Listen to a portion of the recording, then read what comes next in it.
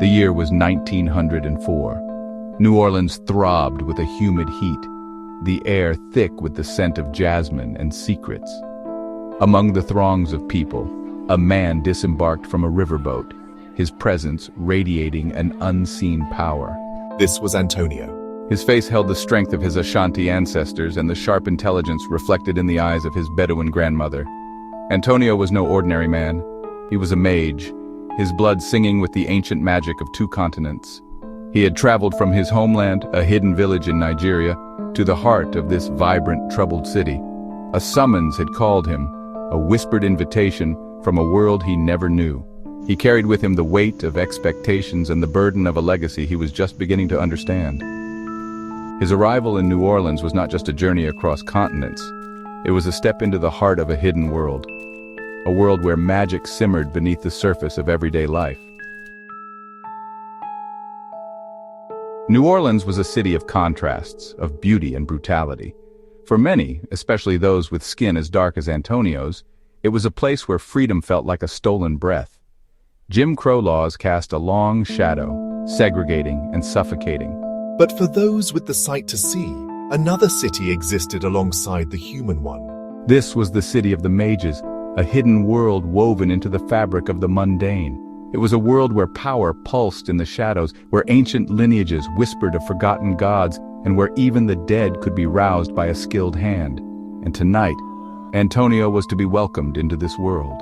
He could feel the hum of magic thrumming beneath the city's heartbeat. It called to him a siren song of power and belonging, yet a knot of unease tightened in his chest. He sensed the weight of scrutiny, the unspoken questions that lingered in the air. He was an outsider, a stranger in a land that both called to him and held him at bay. The invitation had been cryptic, etched on parchment as old as time. It spoke of a gathering, a boule of the descendants of the ancient ones. The location, St. Louis Cemetery No. 1, a city of the dead where ornate tombs stood like watchful sentinels. Even for a man accustomed to the ways of magic, there was something unsettling about meeting in a graveyard. As Antonio walked through the wrought iron gates, the air grew heavy.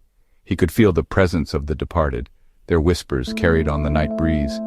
It was not a malevolent presence, but an expectant one. They too seemed to be waiting for the arrival of the powerful mage. He navigated the labyrinthine pathways, his hand brushing against the cold stone of the tombs. He was alone, yet he felt surrounded.